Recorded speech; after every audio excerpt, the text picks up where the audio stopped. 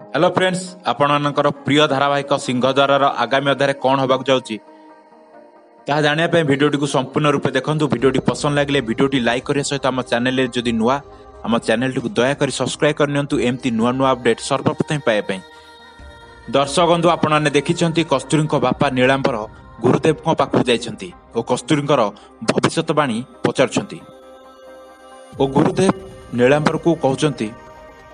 तम ज्वाई सोहन धीरे धीरे भल हो किंतु तुम झील कस्तूरी जीवन प्रति विपद अच्छी आउ ए सब को तुमको छाती को पत्थर करी सही नापी पड़ो। दर्शक बंधु आप आगामी अध्याय देखा पाइबे कस्तूरी माँ फोन कर कुना पाखक और कहते जे तो मौसा